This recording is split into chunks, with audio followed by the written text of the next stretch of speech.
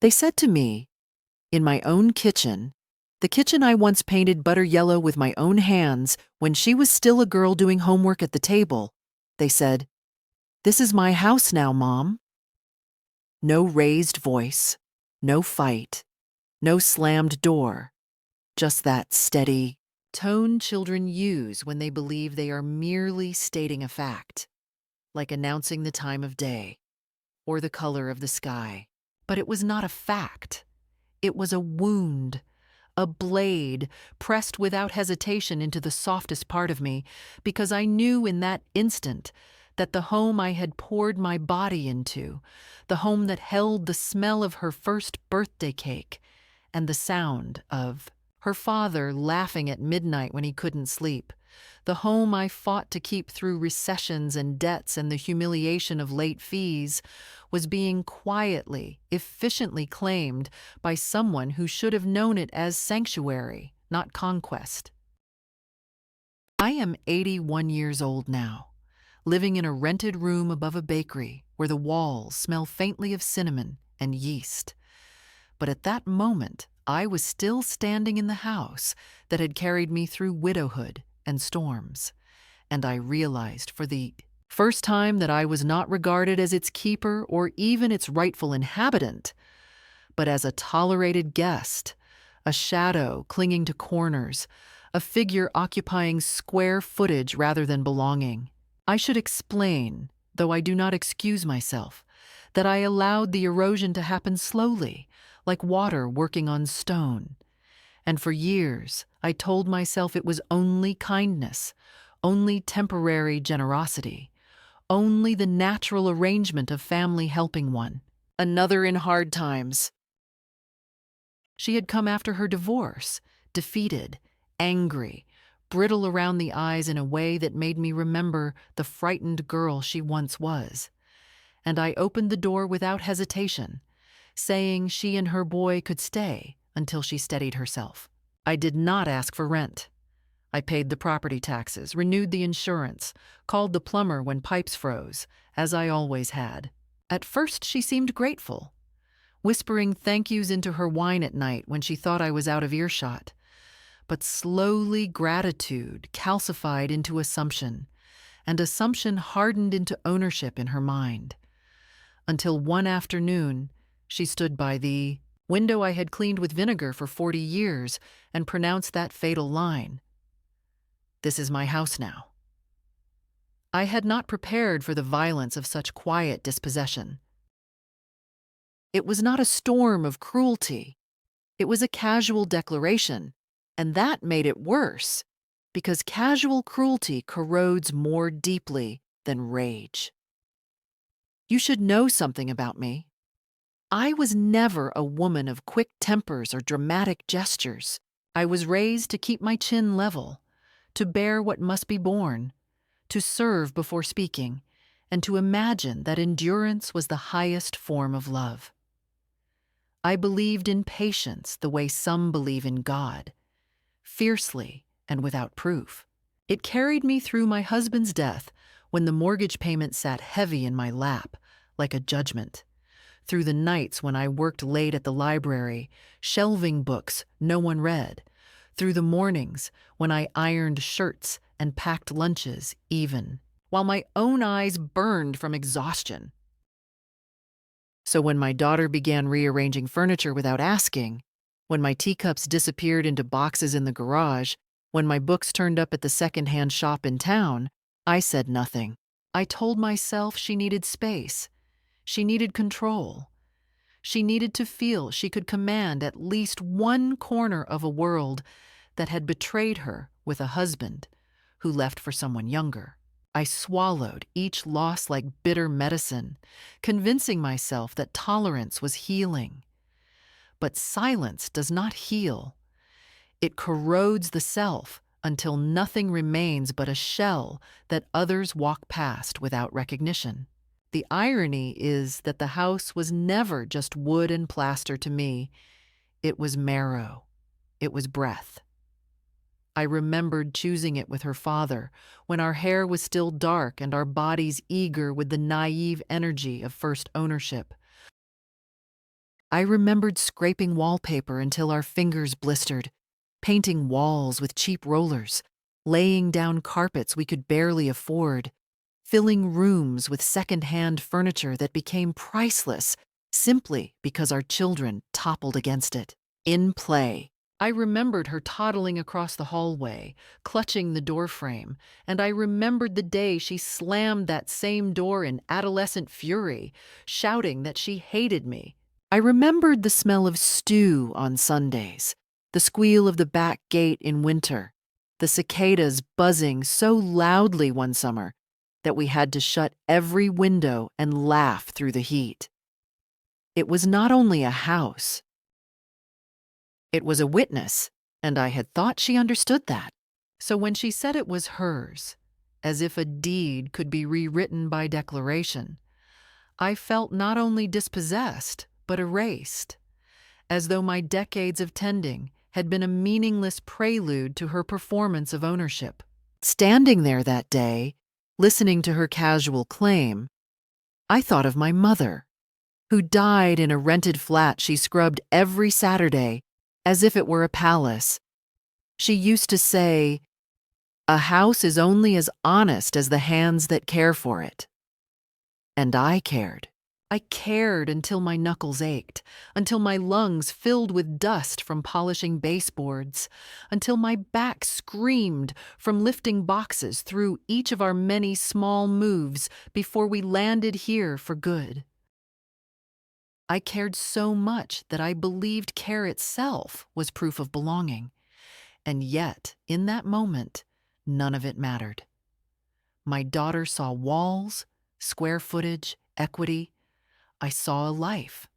She saw possession. I saw memory. She wanted control. I wanted home. And between us stretched a silence so vast that no mother tongue could bridge it. I live alone now, above the bakery, and when the ovens start before dawn, I wake to the smell of bread rising and remind myself that even exile can carry sweetness. But I still hear her words sometimes, clear as a knife being set on a counter. This is my house now.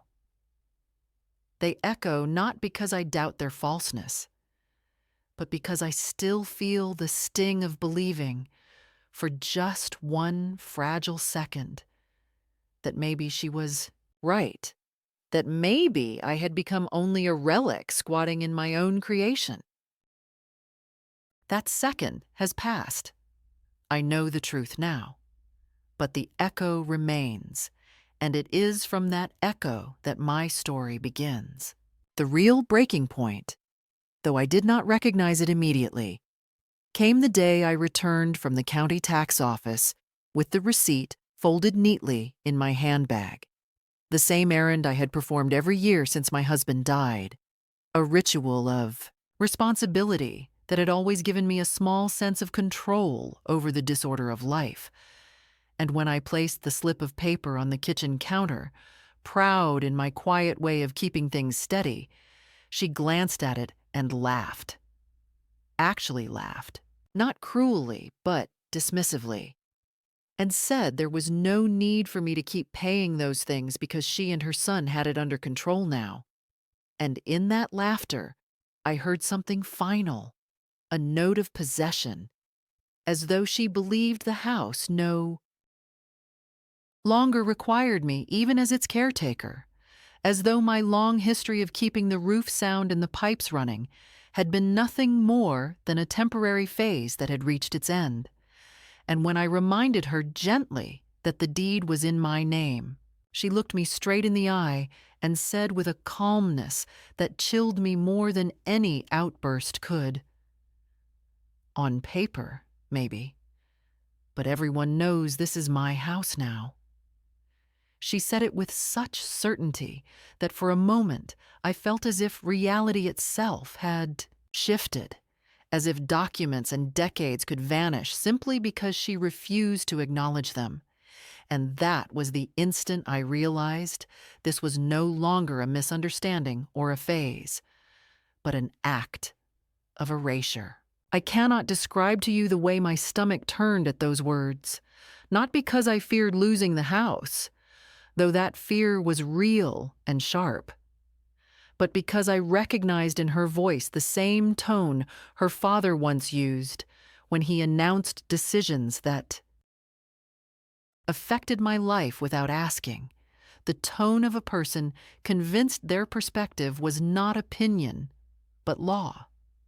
And I realized, with a jolt, that the child I had raised had grown into someone who could look at me, the very woman who kept her alive and clothed and educated, and decide I was nothing more than a leftover guest in her carefully curated narrative. That evening, she hosted friends in the living room, pouring wine into glasses I had received as a wedding gift, serving them on the table where her father once graded student papers late into the night.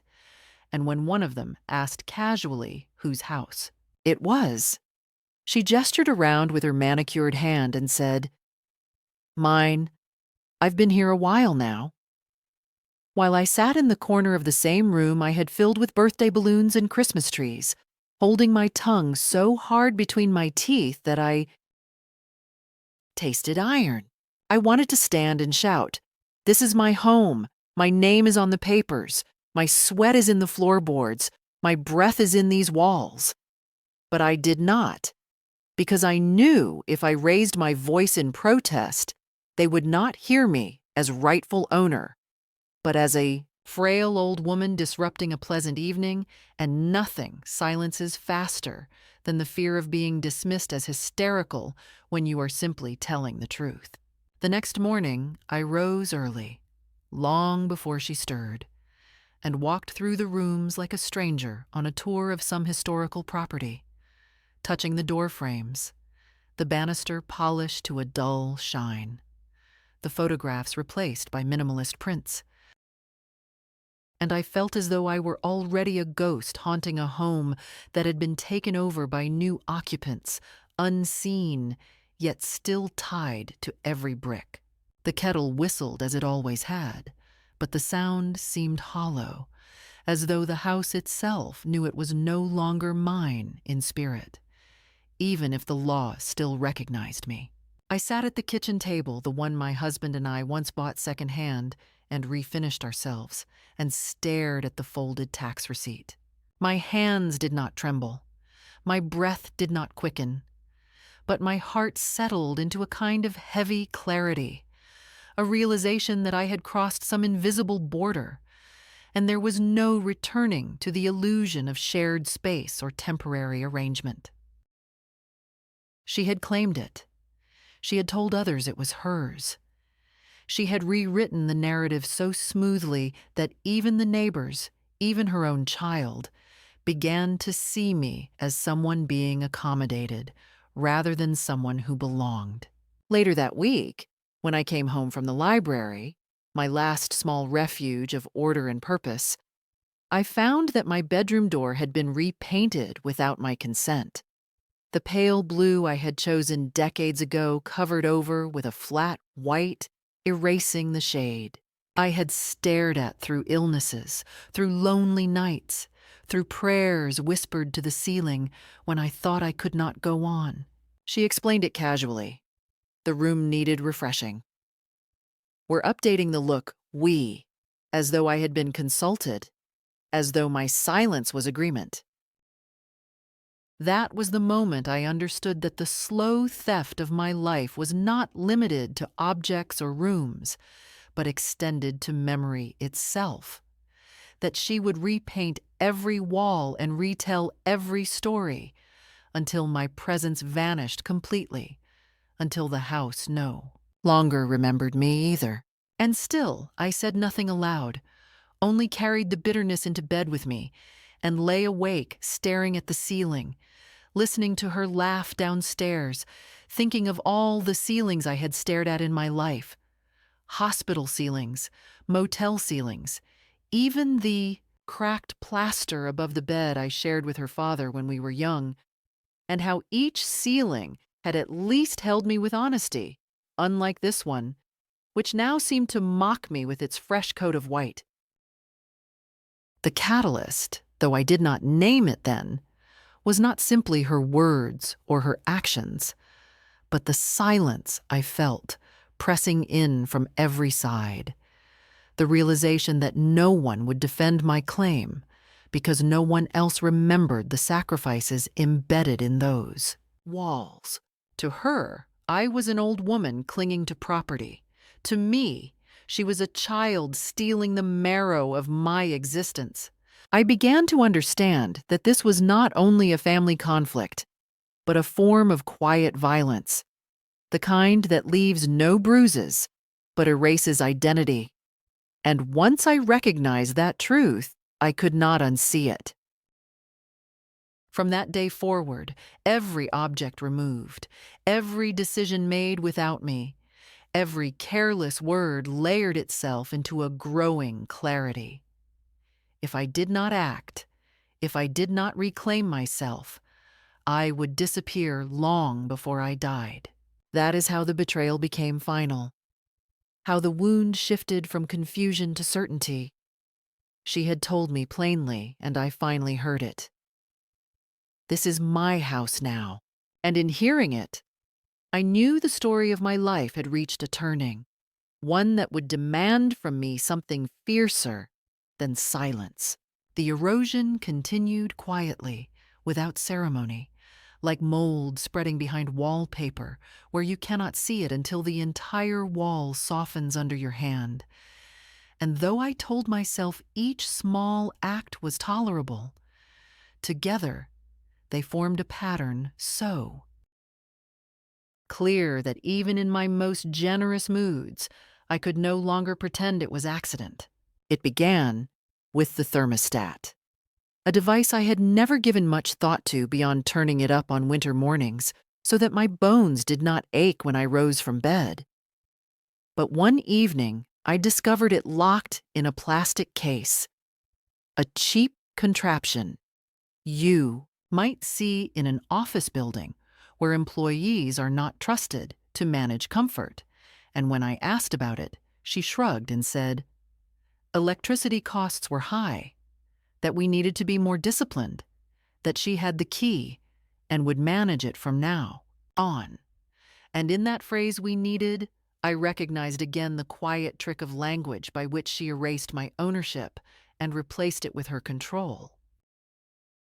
I tried to protest, but the words shriveled in my throat because I knew that if I pressed too hard, she would give me that look, the one that says you are old and unreasonable, you are not worth explaining to.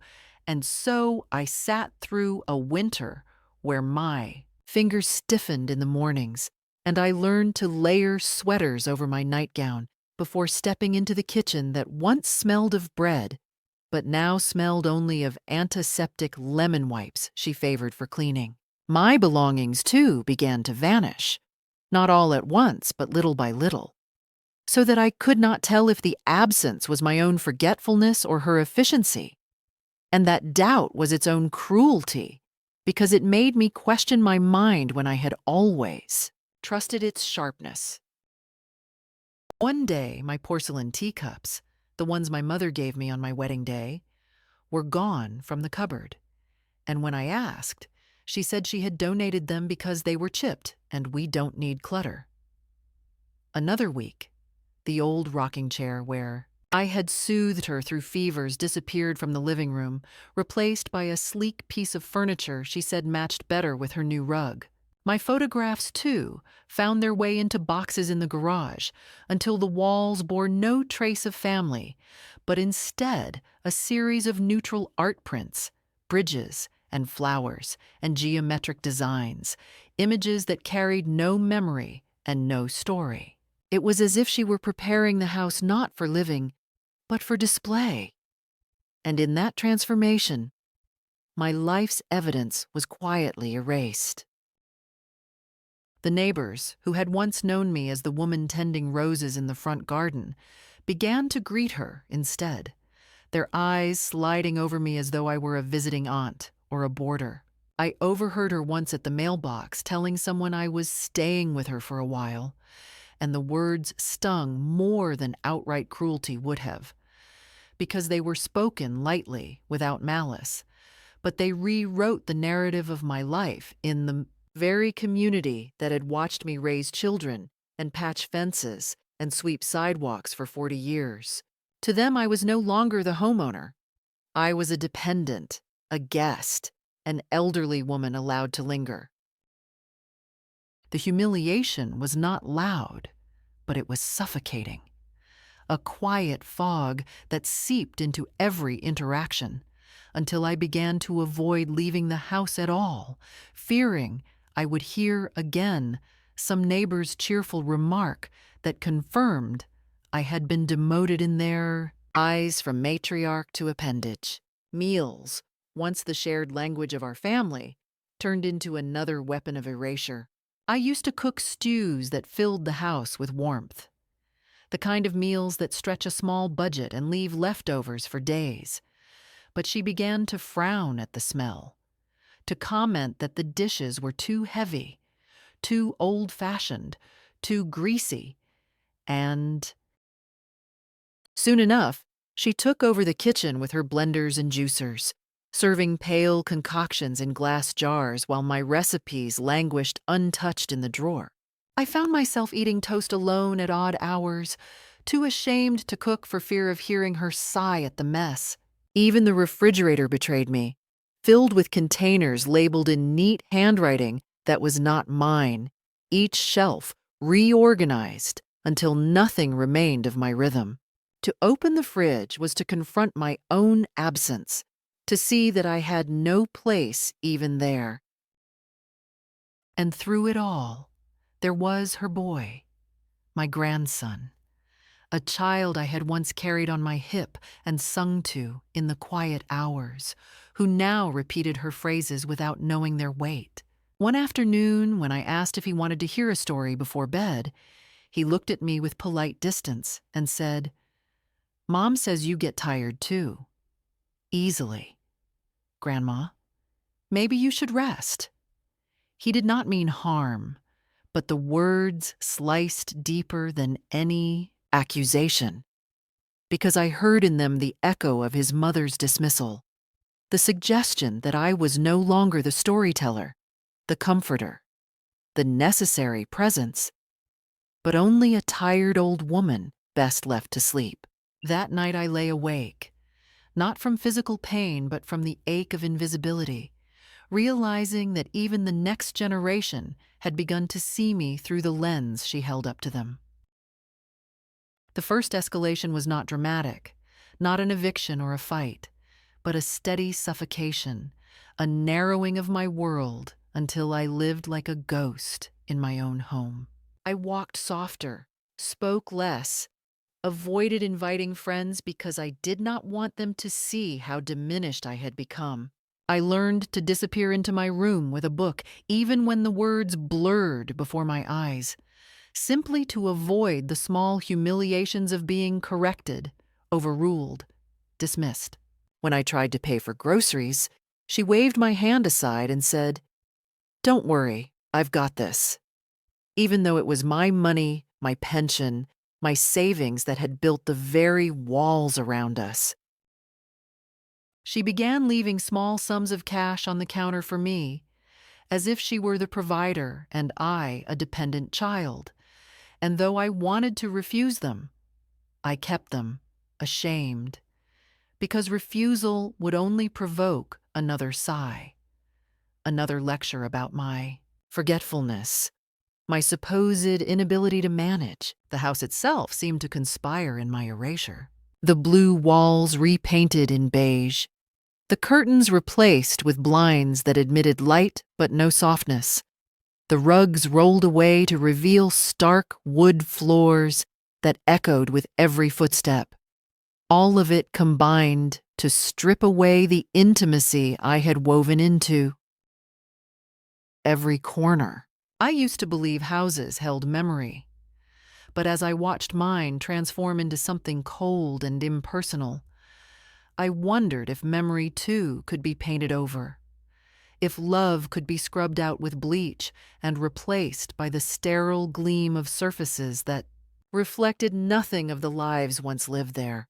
I would sit in the small chair left in my bedroom, the only piece of furniture that still felt like mine, and I would try to recall the sound of my husband's voice calling from the hallway, the squeal of my daughter's laughter as a child, the scrape of chairs against the kitchen floor when neighbors came over for coffee. And though I remembered, the memories felt fragile, like photographs left too long in the sun, fading even as I held them. This was the escalation, not fire, not shouting, not locks changed overnight, but the slow and deliberate redefinition of me as someone unworthy of authority in the home I had built.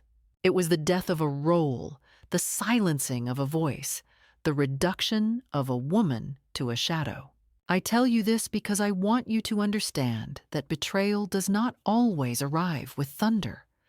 Sometimes it arrives on soft feet, in the shape of reorganized shelves and casual phrases, in the tightening of thermostats and the replacement of curtains, until one morning you wake up and realize you are no longer living in your own life. That realization was not yet action, but it was the beginning of it, because once I saw the pattern, once I admitted to myself that this was not care but conquest, something in me stirred, something long buried under decades of patience and service, a voice that whispered, "You are not a guest, you are not invisible, and you will not be erased." The shift began quietly, almost imperceptibly, not as an explosion of courage, but as a faint trembling in the marrow, the kind of stirring that tells you something long dormant has decided to breathe again. And it started, of all places, in the county clerk's office, a building that smelled faintly of paper and dust and resignation, where the young woman behind the counter asked if she could help me, and I, with my handbag clutched tight under my arm, leaned forward and said in a voice I barely recognized as my own, "I want to know what rights I have over my house." It was not the question of a guest, not the plea of a dependent, but the statement of someone who was beginning to remember she once held authority. And when the woman typed my name into her computer and the screen flickered to life with the record, she said without hesitation, "You are the sole owner. No lines, no co-owners. Everything is in your name." I nodded, as if she had merely confirmed the weather. But inside, something cracked open, a fissure where air rushed in, and I felt taller than I had in years. Not because anything had changed yet, but because for the first time in months, perhaps years, reality had leaned toward me rather than away from me. I walked out of that building with the receipt for the copy of my deed tucked into my purse, and I held it like an amulet, like a charm against erasure. And though I did not show it to her, I knew I had begun to carry a weapon she could not so easily dismiss. That night, lying in the narrow bed of my room, the one she had painted over without my consent, I stared at the white ceiling and repeated the clerk's words to myself, savoring them as though they were scripture. Sole owner, everything in your name. They became a chant, a rhythm that steadied my breath, and I realized that for all her dismissals, for all the careful erasures, the truth was not erased. It was waiting, silent but intact, and I had only to claim it. That realization did not transform me instantly into some avenging force, but it planted a seed of defiance that began to grow in small ways, almost secret ways, like carrying the deed folded in my coat pocket whenever I left the house. Not because I needed it, but because the feel of its edges beneath my fingers reminded me that I was not, as she wanted me to believe, a squatter in her domain. I began to move differently through the rooms, not with the hesitant steps of a tolerated guest, but with the deliberate pace of someone measuring, calculating, considering what might come next. For the first time in years, I allowed myself to imagine leaving, not as an exile, but as a choice. I pictured myself in a small apartment with walls painted any color I pleased, with shelves that held my books again, with photographs displayed without apology.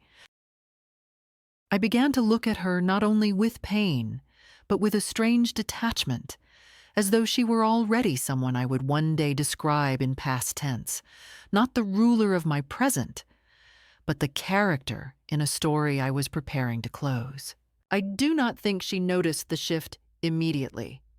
She was too absorbed in her renovations, her endless plans for repainting and reorganizing, but I noticed it in myself, in the way I stopped apologizing when I moved through the kitchen, in the way I left the lights on in my room without guilt, in the way I began keeping cash tucked away in a hidden envelope, small sums pulled from my pension that she did not know about, each bill a brick in the foundation of some future escape. The real pivot came, however, one evening when I overheard her on the phone, her voice low and conspiratorial, speaking to someone about refinancing, about updating the kitchen once the paperwork was complete. And though I did not hear every word, I heard enough to understand that she intended to wrest the house from me, not only in spirit, but in law.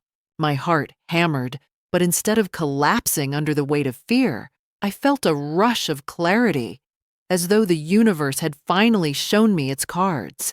That was the night I sat at my desk, pulled a sheet of paper from the drawer, and began drafting a letter to a real estate agent whose name I remembered from a brochure tucked into the local paper. I did not send it that night, my hand trembling too much to trust the ink, but the act of writing it, of seeing my words declare that I wished to discuss selling my property, was itself a kind of rebellion, a first blow struck in silence. I folded the letter and slipped it under my mattress, where it pulsed like a hidden heartbeat every time I lay down, reminding me that choice had not abandoned me, that I was still capable of setting my own course. The midpoint of my story was not victory, not yet, but it was the rediscovery of agency, the slow unburying of a woman I had forgotten I was. I began to test the boundaries in small ways. I cooked a stew one afternoon and served it without asking permission, and though she wrinkled her nose at the smell, I ate mine with relish, reclaiming at least the taste of my own history. I invited an old friend for tea one morning while she was at work, and though I kept the visit short and cautious, the sight of another face in my kitchen, someone who remembered me as I once was, filled the room with warmth I had thought gone forever. Each act was minor in itself, but together they wove a thread of resistance, a refusal to be fully extinguished. And perhaps most importantly, I began to prepare inside myself for confrontation, not as a battle of screams, but as a steady reckoning, the kind where truth, once spoken, cannot be unsaid. The letter under the mattress, the deed in my pocket, the savings hidden in envelopes. These were not just strategies. They were symbols, proof that I was no longer waiting to be told what role I could play in my own life.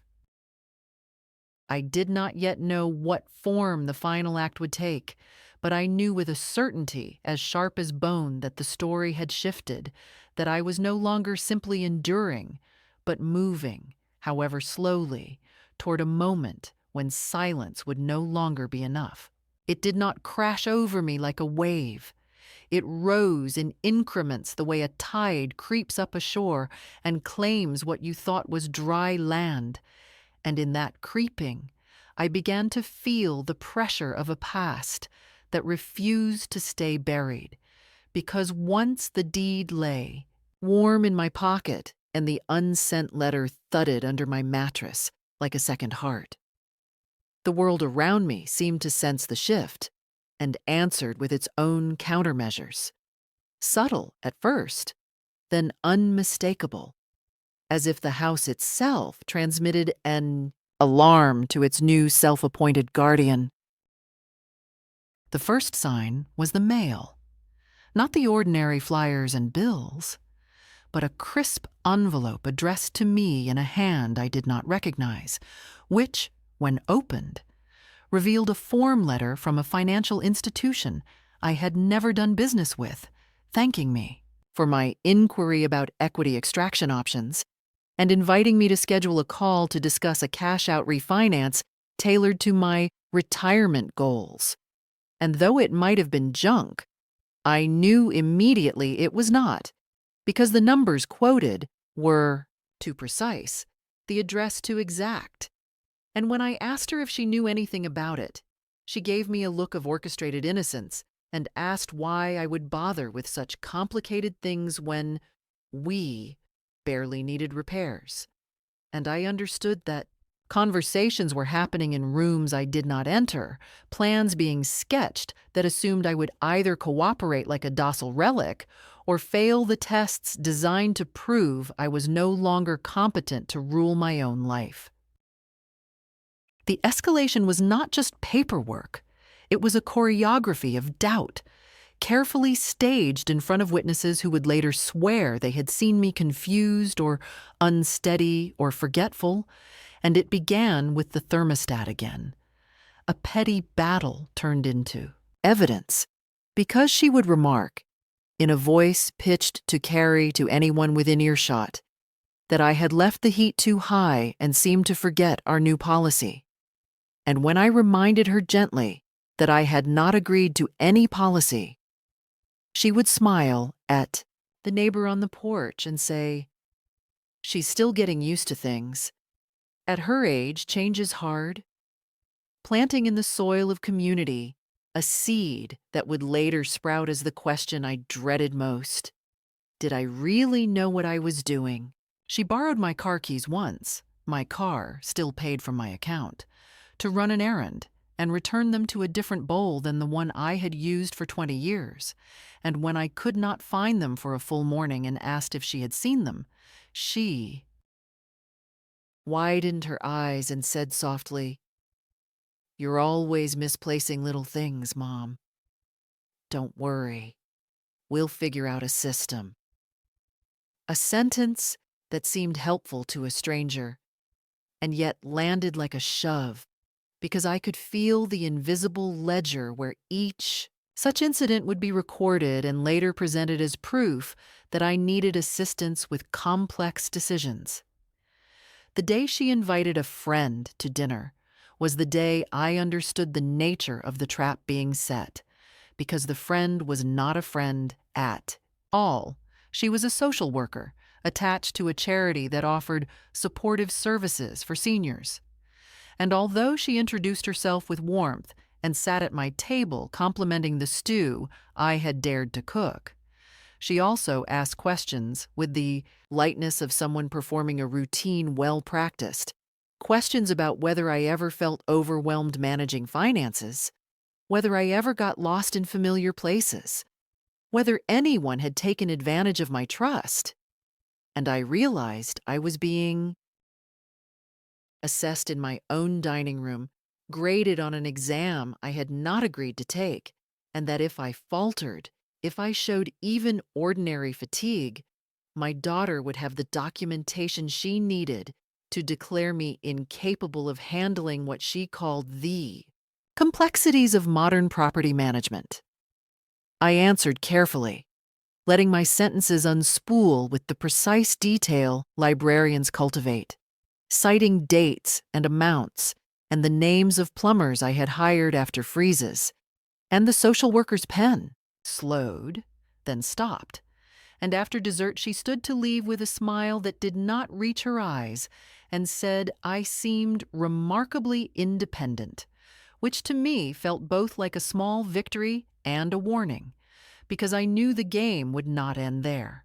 More guests followed in the weeks that came, an accountant who happened to be in the area and would be happy to look over any documents I might find confusing, a handyman who shook his head gravely at the roof and suggested immediate work at an extortionate price, a neighbor who confided that she had a niece in a lovely assisted living place where they take care of everything.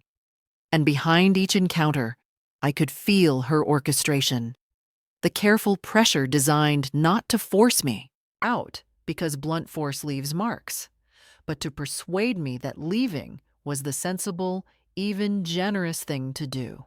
At the same time, the house itself tightened around me like a dress I had outgrown. The kitchen schedule appeared on the refrigerator in her tidy print, assigning days and times as if we were roommates in a dormitory.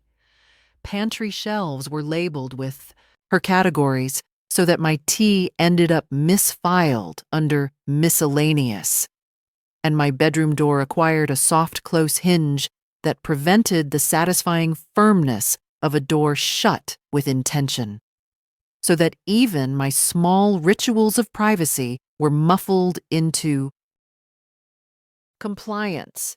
And then the past, which had slept for years in boxes under beds and in the unvisited attic, decided to come tapping at the door in the shape of my late husband's sister, a woman with a mouth like a seam ripper and an endless capacity for confident pronouncements about other people's lives, who arrived one Sunday with a pie and a look of concern, saying she had heard through the grapevine that I was not quite myself, and that she had always known my stubbornness would catch up with me, offering, with great magnanimity, to talk to her lawyer about establishing a protective arrangement that would ensure my comfort.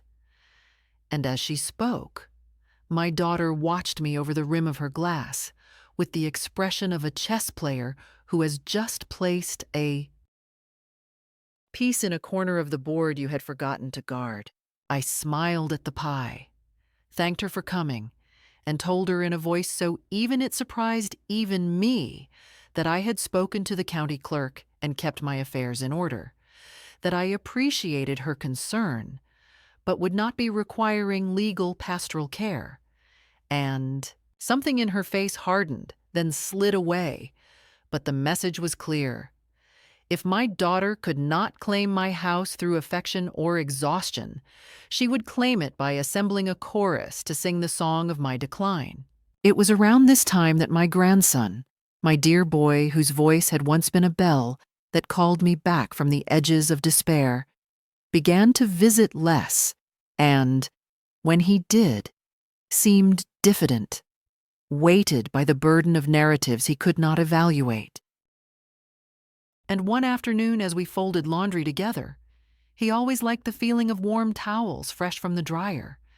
He said, with the careful neutrality of a child translating a parent's position, that Mom thought maybe it was getting to be too much for me to keep up with everything, that I deserved to relax somewhere where people would help me.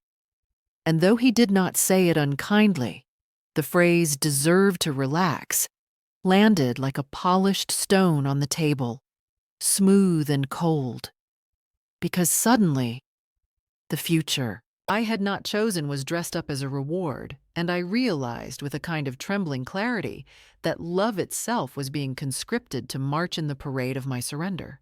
I told him the truth without drama, that I was not tired of living, only tired of being erased in plain sight. And he looked at me for a long moment in a way that reminded me of his father at the age of 8, trying to solve a puzzle with too many missing pieces. And then he nodded and folded the last towel with excessive care, as if the geometry of the square could hold the room steady. The next letter came not from a bank, but from a law office, with a name built for intimidation, 3 partners and a gilded ampersand, informing me that my daughter, styled as concerned occupant, wished to discuss options for ensuring my ongoing well-being and the preservation of familial assets, and inviting me to a meeting where we could explore solutions tailored to evolving needs. And if you have not been ambushed by euphemism, you may not know how violent gentle language can be. But I knew it then. I felt it in my bones, because all the verbs were wrapped in cotton and all the intentions wore perfume, yet beneath them lay the bluntness of acquisition. I did not attend the meeting. Instead, I wrote a short letter on heavy paper, the kind my husband used for his best students, stating plainly that my affairs were in order, that I had consulted independent counsel, that any further attempts to undermine my autonomy would be documented.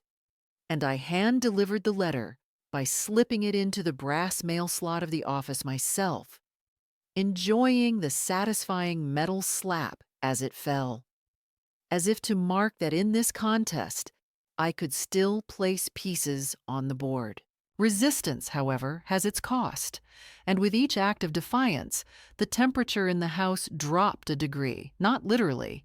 She guarded the thermostat key as a talisman, but in the climate of small civilities that make living together bearable. She stopped asking how my day had been, stopped leaving a cup on the counter when she brewed coffee, stopped including me in plans for the weekend, and her silences acquired a concentration that turned the common rooms into territory, watched by a sniper. And I, who had learned to pass through these spaces without ceremony, began to feel it in my shoulders, a perpetual flinch, the readiness to shrink a fraction of an inch to avoid triggering another round of engineered concern. I began walking in the afternoons, not far, just around blocks I had walked for decades, noticing how the trees had grown into themselves, how the brickwork along the old school had finally been repaired, how the bench by the small pond had been replaced with one less splintered, and those walks became my recalibration, the place where I could talk to myself without interruption and ask, without fear of being called dramatic, what exactly I was willing to do to end this. On one of those walks, I passed a small real estate office tucked between a hair salon and a shop that sold dog biscuits baked into the shapes of bones.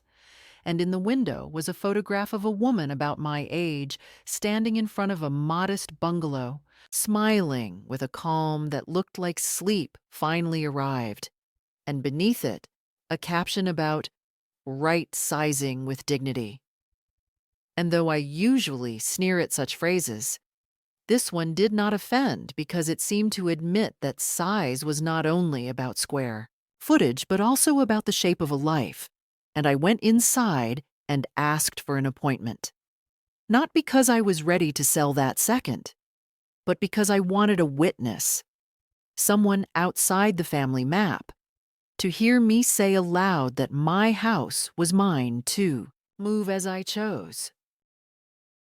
The agent was a woman with an ash-gray bob and hands that looked as if they had built shelves, and she did not patronize me.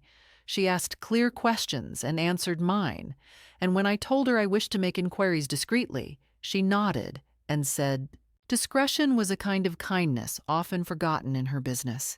I left with a card and the sense that a door had quietly opened somewhere down a hallway I had thought locked.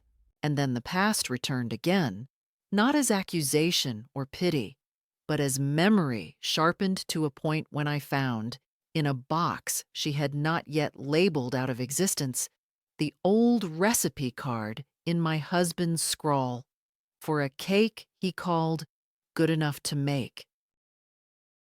People behave, and I baked it late at night while the house slept, the air filling with cinnamon and butter, and when it came from the oven, I cut a slice for myself and ate it, standing at the counter, and it tasted like 1976 and the clatter of a dinner that never quite coordinated but always ended well.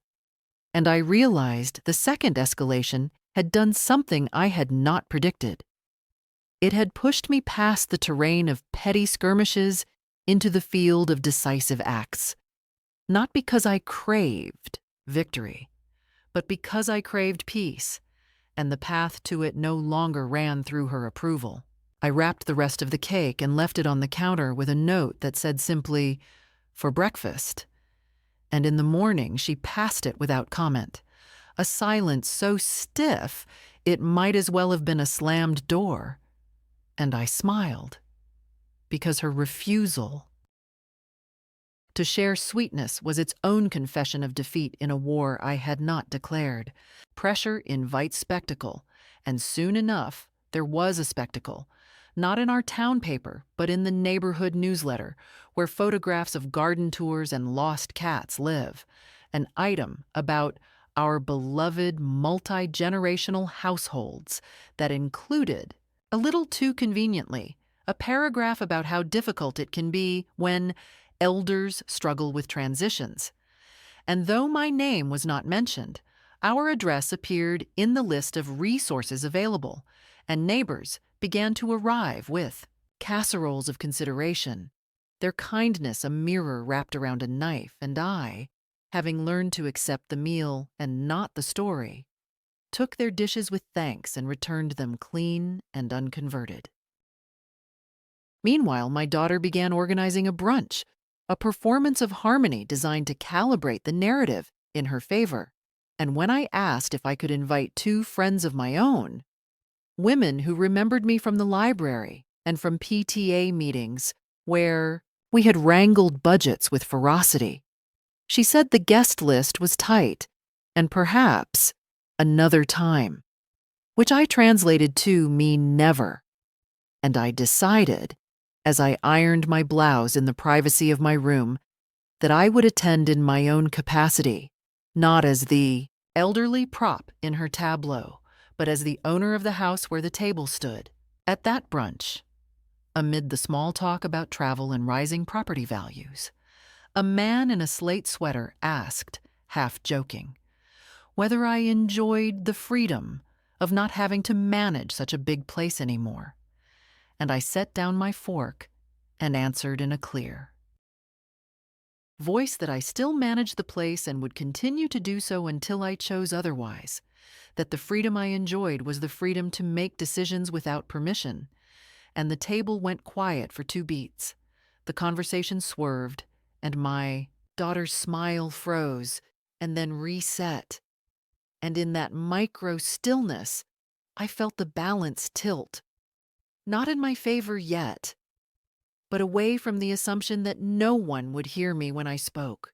Later, she came to my room and said I had embarrassed her, that I had made things awkward, that I had undermined the presentation of a stable home, and I said, without heat, that stability built on a lie is just a pretty picture held up by tired arms. And she stared at me as if I had become taller, or perhaps simply visible. And for a moment I thought she might cry, which would have scattered me as it always had. But she did not. Instead, she straightened and said she would not be made the villain. In her own house, and I replied that the house took its shape from the truth inside it, and then we were 2 statues in a gallery, no longer curated by her alone. The second escalation, then, was the season of tests, of questions posed by strangers with clipboards, and of letters written in the sly grammar of confiscation, of orchestrated silences and selective concerns, of neighbors enlisted into a chorus, and families summoned to apply pressure from angles they mistook for care. And it was also the season of my first open refusals, of appointments made in daylight, and cash folded into envelopes under the lining of my purse, of long walks where I rehearsed the sentences I would need to speak when the real confrontation came, sentences that did not tremble or apologize or seek permission, because what I had learned from the quiet theft of my home was that the most dangerous lie is the one that persuades. You that choosing peace requires surrendering yourself.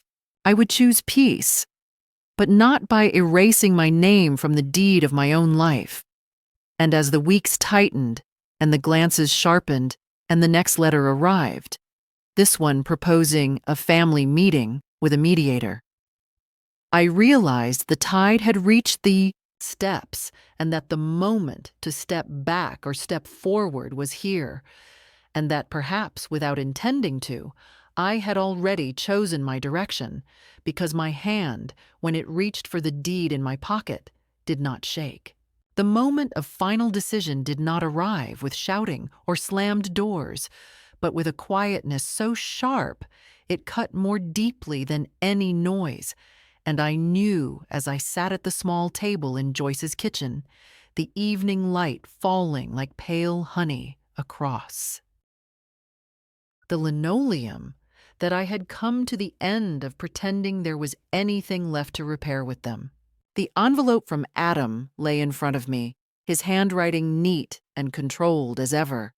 6 pages of accusation, dressed as concern, every line insisting that my disappearance was a cruelty, a burden I had inflicted on them, as though my absence was an act of violence instead of their abandonment. I read it twice, not because I doubted the words, but because I wanted the certainty of their ugliness etched into me, the proof that even in the retelling, he could not grant me the dignity of truth. When I struck the match and fed the letter, page by page, into Joyce's old iron sink, the flame crackling and curling the words into black lace, I did not cry. I did not tremble. I only felt the extraordinary calm of something ending, and I knew I would never again bend myself into their definition of reasonableness. The next morning, I put on my navy coat, the one that had become a second skin of defiance, and walked to the post office. My hands did not shake as I addressed the envelope to Derek Sorensen, the lawyer they had dispatched, like a messenger of false concern, and inside I placed a letter that was brief, sharp, and final. To whom it may concern, I am of sound mind in a safe environment and not under duress. I have retained local legal counsel. Any further attempts to contact me under the guise of worry will be considered harassment. I signed my name with deliberate care, each stroke of the pen a reclaiming of authority, and when I slid it into the slot, I felt the faintest click inside me, like a lock finally fastening. That was the true climax, the irreversible cut. No more explanations, no more apologies, no more petitions for them to see me as whole. I had ended their story of me and begun my own. When Lisa arrived unannounced at the cafe 2 days later, her coat expensive and her expression composed, I was ready in a way I had never been before. She asked to speak privately, lowering her voice as though secrets could absolve her, and I let her sit across from me in the back booth, the formica table cool beneath my hands, while Arthur stirred his coffee 2 booths away, pretending not to watch. She tried to explain, her voice low and trembling, about panic and timing and the chaos of children. But when I looked at her, I did not see panic. I saw choice. The choice to leave me sitting in that airport lounge while she boarded a plane to paradise. I let her talk until her words thinned, and then I answered only with the truth. Simple and unvarnished. 8 hours, Lisa. You did not check. You did not call. You did not even ask someone at the gate. You left me. She lowered her eyes, manicured hands folded as if in prayer, and whispered that she had not meant to replace me, only to step out from my shadow. And it was then I finally understood. It had never been about space or mistakes. It had been about erasure, the quiet rewriting of a family where I did not exist. I stood, placed a few coins on the table as though paying for my own share of the conversation, and told her the only thing that mattered. I am not your shadow. I am my own person, and I have remembered how to be one. Then I walked away. There was no raised voice, no final plea, only the certainty that she had heard me and that I would not repeat myself.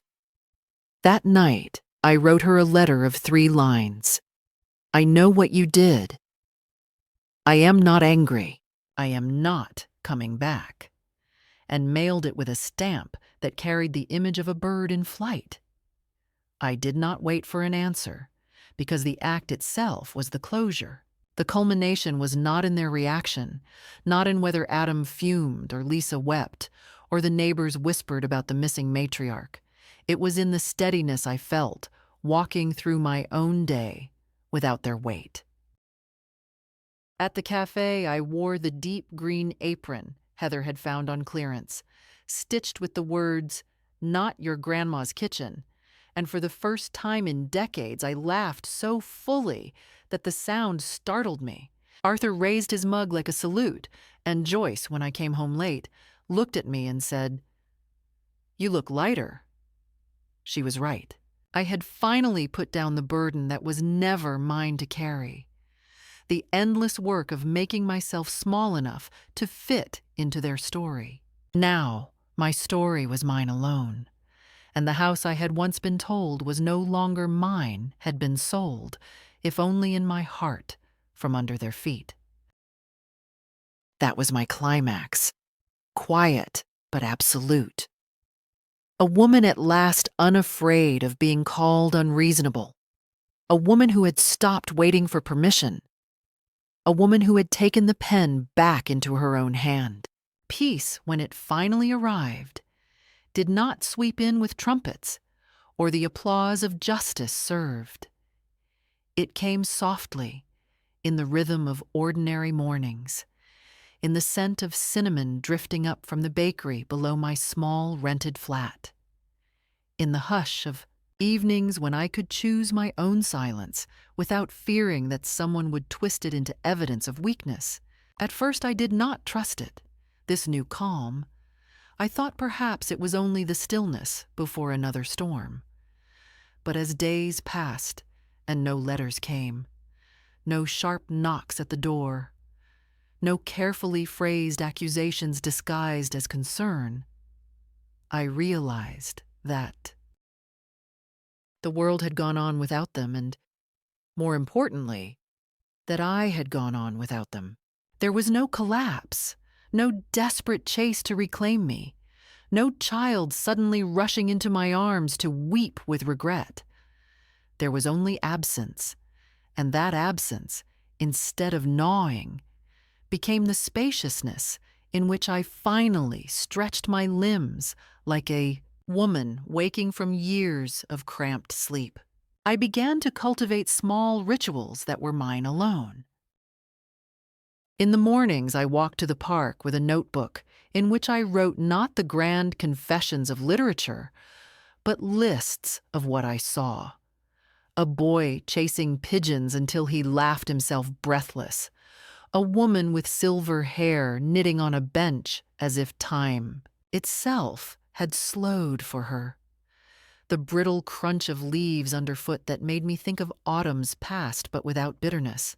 I wrote these things because they grounded me in a present I had so long ignored while fighting to hold on to the past. At the cafe where I worked part-time, I learned the names of regulars and began to anticipate their orders. And in the kindness of those brief exchanges, I rediscovered the dignity of being recognized not as someone's mother or burden, but simply as myself. When one of the younger women teased me gently, calling me our secret weapon because customers stayed longer when I was behind the counter, I laughed with a freedom that startled even me, realizing that I had not been praised in years without strings attached. My apartment, though modest, became my sanctuary. I bought secondhand curtains in a cheerful yellow and hung them myself, and when the light poured through them in the afternoons, I felt as though I had painted the walls with sunshine. On a small table I placed a replica of the chair that had once been taken from me, and though it was not the original, it carried no sorrow, only comfort, because I had chosen it freely. I pinned photographs on the wall again, my mother smiling in black and white, my husband with his unruly hair, my daughter as a child before bitterness shaped her mouth, and this time I did not fear that anyone would take them down. Each image was a witness not to loss but to continuity, proof that I had lived and still lived. Sometimes I thought of them, of course, especially in the blue hour between day and night when the mind grows soft. And I wondered if they missed me, if they told themselves new versions of the story where I was the cruel one, the unreasonable one, the deserter. Perhaps they did, but I no longer felt the need to correct them, because truth is not a currency that must always be exchanged. The truth I carried was enough. I had been left. I had endured. I had remembered my own worth. And I had walked out by choice. That was the ledger balanced, and whether they accepted it or not was no longer my concern. One evening, I sat at my table with pen and paper and wrote a letter. Not to them, not to any living soul, but to the woman I once was. The one who stayed silent through winter after winter, who let her teacups be taken, who learned to walk lightly in her own rooms. I wrote, "You were never weak. You were kind. You believed patience was love, and though they mistook it for emptiness, I will not. I remember you. I honor you, and I release you." When I set the pen down, tears finally came, not of grief, but of release, and I let them fall without shame, because they felt like rain washing dust from windows that had been closed too long. That night I dreamed of the house, not in its final state of beige walls and sterile blinds, but as it had once been, with blue paint on the bedroom door and the sound of laughter tumbling down the hallway. And in the dream, I walked through it one last time and turned off the lights room by room, not in sorrow, but in gratitude. And when I stepped outside and locked the door behind me, I did not look back. In the morning, I woke rested, lighter than I had in years, and I understood that the dream had been my farewell, not forced upon me, but chosen. Now, when women ask me, quietly, how I endured, how I dared to leave what was meant to be permanent, I tell them the truth. Endurance is not the same as erasure, and patience is not the same as surrender. I tell them that sometimes the greatest act of love, for them, for their children, for the memory of who they once were, is to walk away with dignity and to choose silence not as exile, but as peace. And when I see the flicker of recognition in their eyes, I know my story has served its purpose, not as a spectacle of tragedy, but as a reminder that we are never too old to reclaim ourselves. That is my ending, not loud, not triumphant, but steady.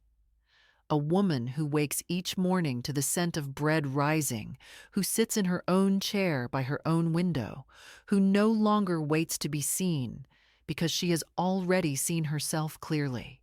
I have no house to pass down, no heirlooms polished for another generation, but I have something rarer, something no one can sell from under my feet, the certainty that my life belongs to me, and that is enough.